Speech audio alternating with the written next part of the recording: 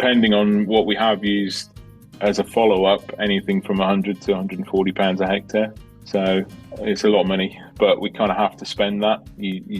I just can't risk not doing that. We've got away. I've drilled a couple of fields after grass this year, and we've gone with just a straight Liberator and a top-up Flufenicet, and that's probably nearer sort of £50 a hectare, £60 a hectare. But I know they'll be okay. I'm fairly confident. The wet weather and floods affected both Ireland and England over the past few months. Farmers in both countries are affected, and the consequences of this will persist well into next year. Based on reports from the UK, lower than normal plantings and patchy crops are a feature on many farms. You are listening to the latest episode of the Tillage Edge with me, Michael Hennessy. We would really appreciate it if you could listen, follow, and give us a review on Apple or Spotify or wherever you get your podcasts from. A first-hand perspective is always the best way to get a sense of the conditions on the ground, and with that in mind, I'm delighted to be joined by Andy Mahon, a farm manager in the Bournemouth farm in North Bedfordshire in the heart of England. Andy, it's been a very difficult year here in Ireland weather-wise over the summer and well into the autumn. How's the weather been with you across in the UK? It's been very similar, I think, Michael. We got very lucky, and I managed to we've got quite a big combine now for what we're cutting, and we managed to snatch most of our harvest fairly dry. We didn't start combining until well into August this year, so a good bit later than last year. Very different year this year. And then in the autumn, we hedged our bets and started drilling probably it was about the 25th of September, I think, and we've managed to get everything that I wanted planted this autumn drilled up. So we got 340 hectares of wheat drilled, but okay. The real bad weather seemed to come across Ireland and along the south coast of England and up the east coast, and we kind of missed most of that, the sort of storm Babette and stuff. But I've been around a little bit in the last couple of weeks, and it's been pretty bad in places sort of going up into Lincolnshire and up the east coast. I've got friends who haven't got anything drilled, or anything they have got drills just drowned, basically. It's been underwater, and it's had it. So it's not been great over here either. I think there's some people have been okay, and some have got lucky, and others less so. We might circle back around to the plant in a minute, but if we go back to the harvest, if you're to think back to that, and you're saying that you started quite late, August you were saying, which it would be, just I think we started earlier than we ever done here in Ireland this year, was probably late June, which hardly ever happens. But if you're to think back to your harvest, Andy, in terms of some of the highs and lows, do you think along the way, or is there anything that kind of sticks out in your head?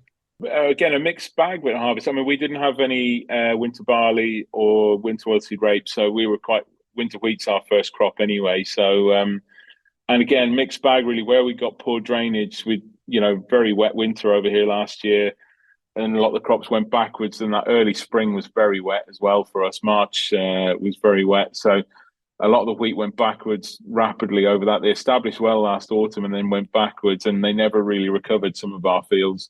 It's just by pure chance in the rotation where some of them were on some badly drained fields. And yeah, we bushel weights were lower than last year. I think lack of sunlight there, but and yields were probably, I'd say, we're probably 15 to 20% down for us. I think most people would be 10, 15% down over here. We were probably 15 to 20% down on yield compared to last year or the year before, or even like our long-term average. So, like I say, bushel weights are a little bit lower. There's not much, from what I'm hearing, spec either in terms of milling wheat.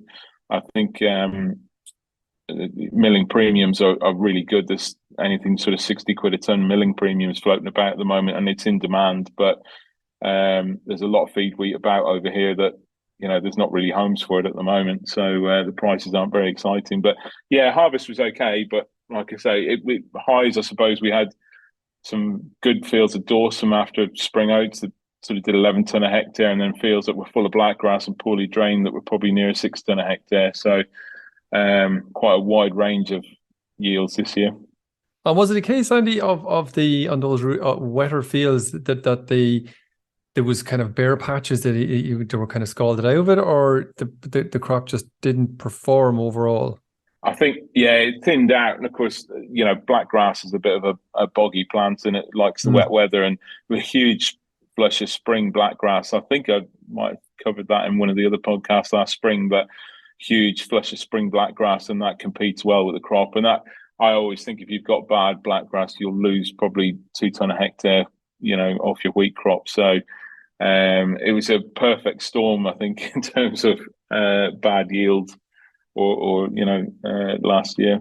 A big difficulty over here was around straw. I mean, there was straw from winter barley on the ground for probably 5, maybe even 6 weeks in some cases. On your farm, do you chop or do you bale or sell any straw?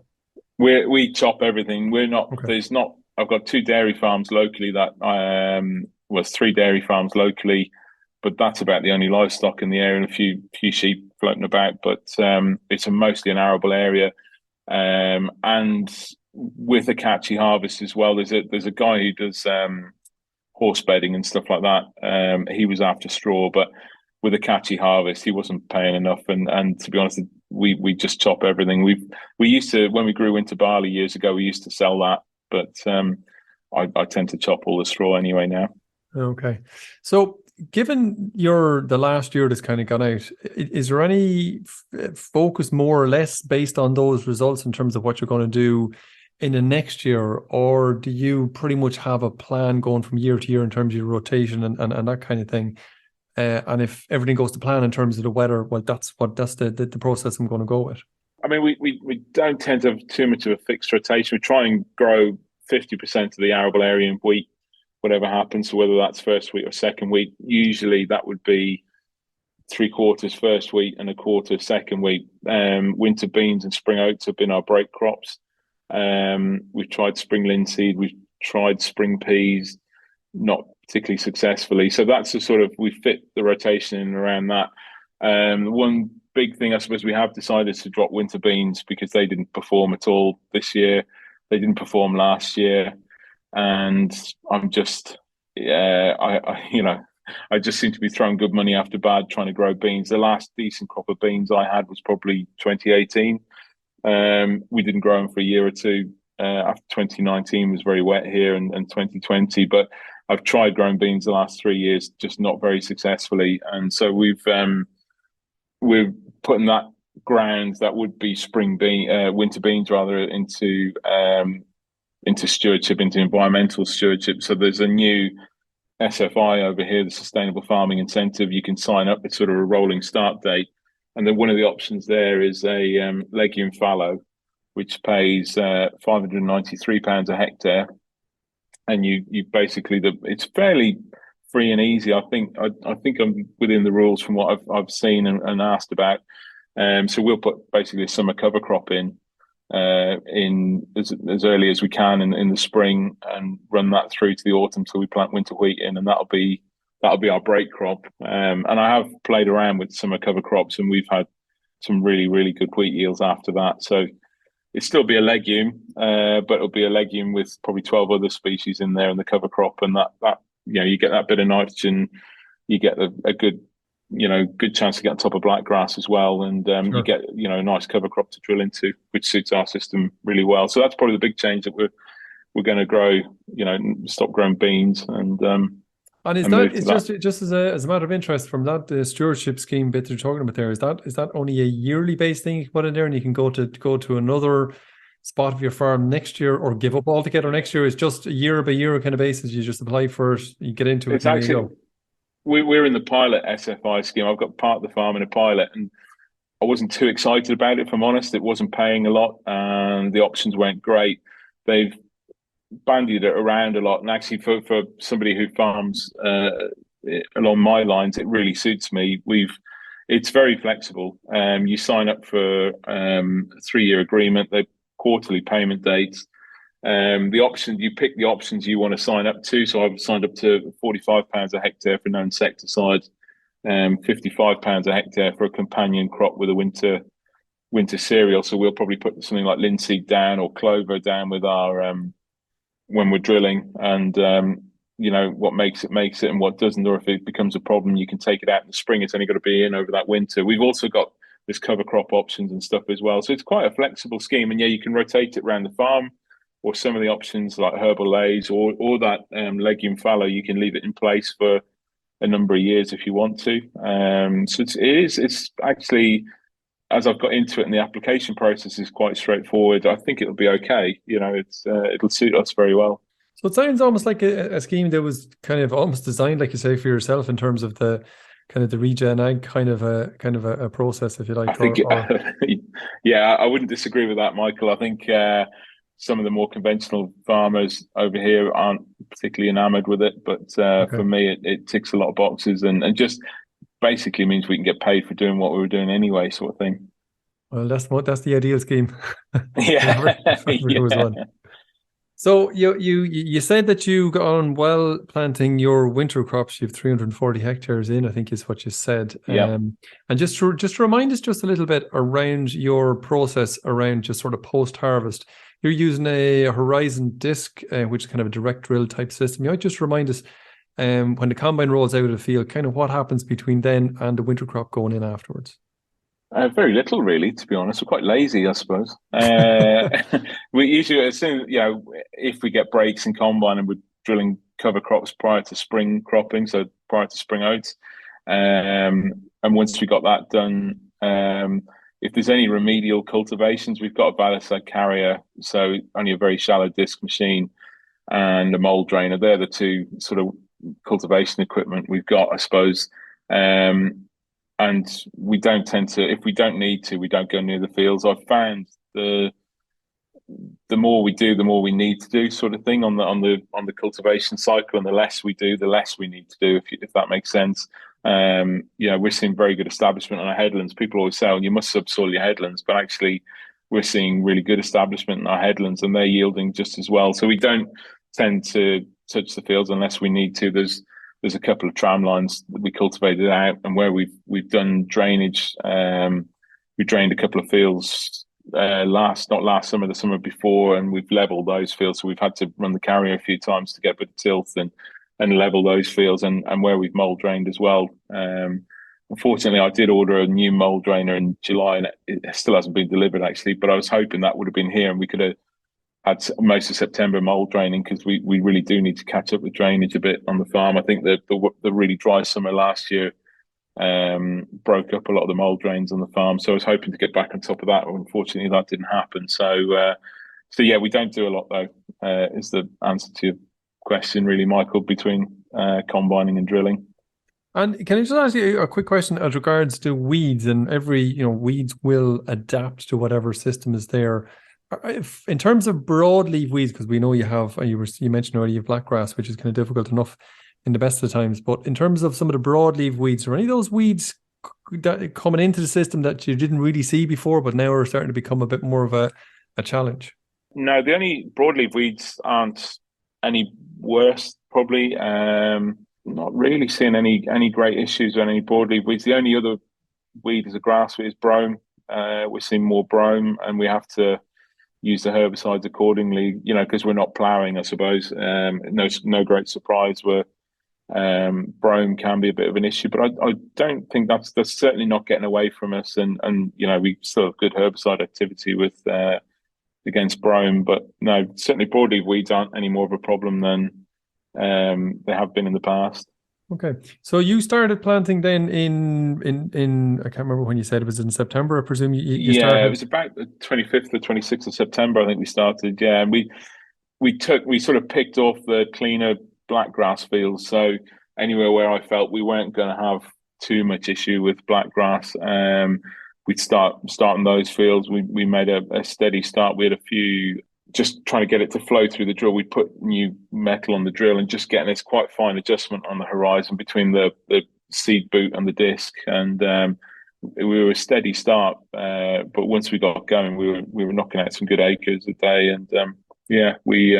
What are you getting through in a day in terms of acreage? That's a 4 meter or 6 meter horizon, isn't it? It's a 6 meter drill. So Okay. I think the best day we had this year, we drilled 50 hectares. Okay. And probably the worst day where we were having problems and it was wet and sticky, probably 10 hectares. So it very much depends on the field size. Our average field size is probably about 7 or 8 hectares here. So it does depend. If you get on some, our biggest field is 42 hectares.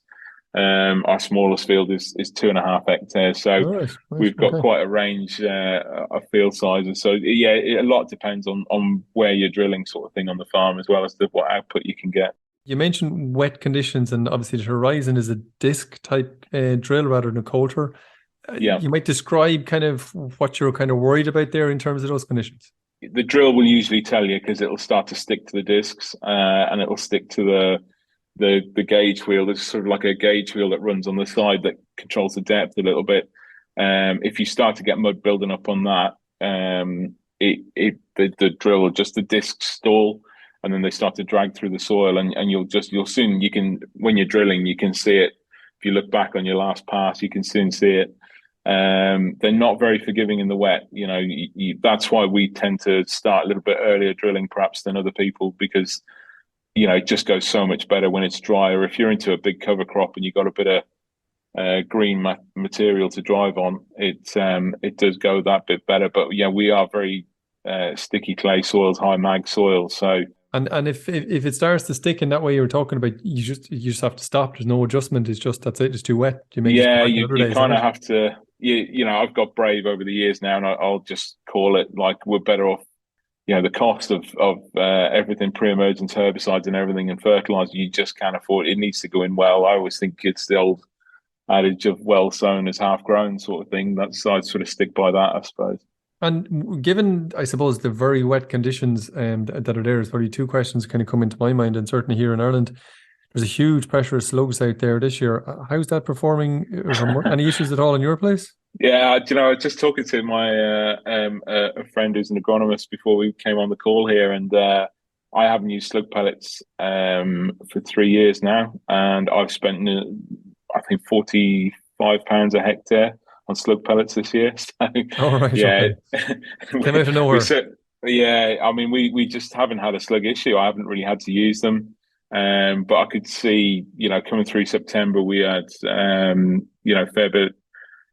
Yeah, September's usually been a fairly dry month for us. But I think we had 80 odd mil of rain in September, and then you could soon see it out, walking stubbles. You could see slugs grazing. They were very easy. They weren't hard to find. So as soon as we drilled, we rolled, and then we put slug pellets on. There was just, those slugs were easy to find. So we were on with ferric phosphate. We put 7 kilos a hectare, and I've been back over some of it. I've had to do twice. So hence why we're getting up to £45 a hectare, where we've had 2 or 2.5 applications in some cases. So yeah, they've been bad this year. Year for them, I suppose, really, given the very wet, long period of wet kind of time. Just go back to the weed control. You mentioned blackgrass, and obviously it's a very tricky weed to control on any farm. Did you happen, or what's your strategy? Maybe I'll ask you first in terms of your terms of overall weed control. Where do you start and where do you stop, kind of thing, in terms of that, in terms of blackgrass control? You've got to do everything you can, really, and it starts with the sort of cultural controls. Blackgrass doesn't. A lot of people like to do a shallow cultivation. I think our system, where we don't do that, so we're not aiming to flush. We're relying on the weather to flush, I suppose. And we did have a very good flush of blackgrass prior to, even at harvest time. You could find a lot of blackgrass growing in the bottom of the crop that we were cutting. So, and then we spray that off. Well, I put glyphosate in with the pre-em sort of post drilling. Some people go before that.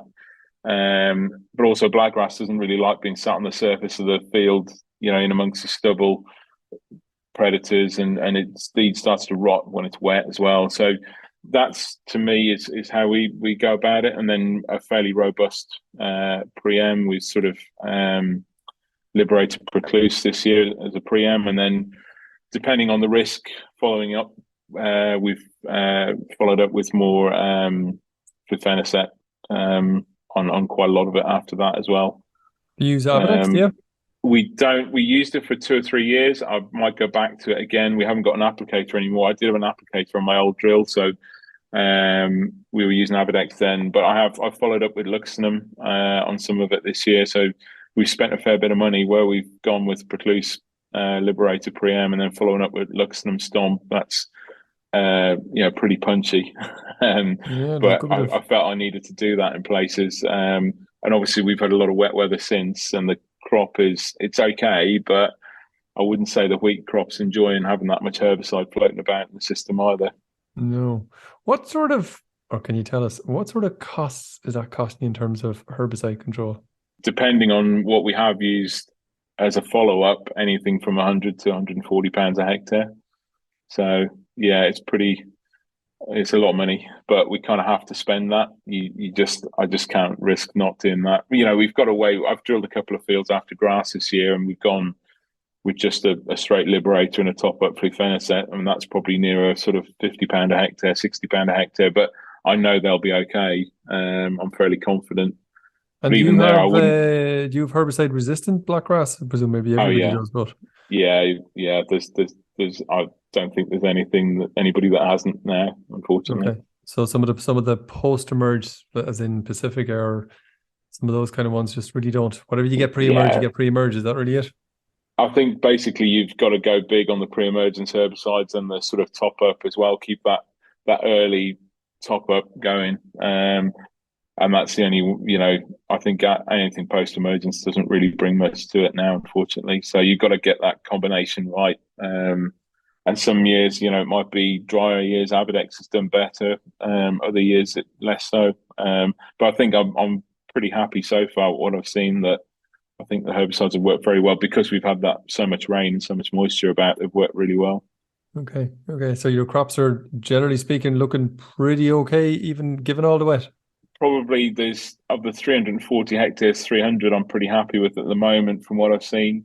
There's 40 hectares. I was going to try and walk it this afternoon, but I haven't got to it yet. But that was the last few fields we drilled. We only just about got them rolled, and they are sat pretty wet. So they've had 2 doses of slug pellets. They were just emerging. They were the last fields. I was away last week, so I haven't had a chance to go and have a look at those. But I'll be interested to see how they're doing. They're wet fields anyway. So I suppose all in all, 300 out of 340 wouldn't be too bad in one of the wettest autumns in memory. I'd be very happy. I'll be very happy. I think I'm hopeful most of it will come to something. So brilliant.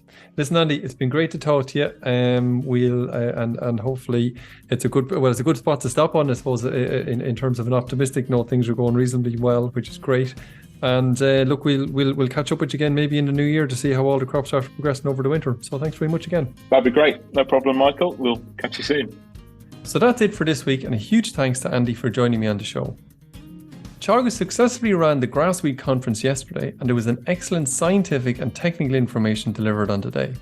We also had farmers working in the project telling us about their experiences and how they are combating grass weeds. We specially recorded a conference, and we will play some of the selected parts of that over the coming weeks and months.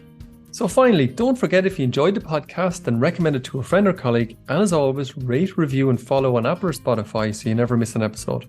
And for more information, go to teagasc.ie. I'm Michael Hennessy, thanks for listening, and I'll be back next week with more tillage news and advice.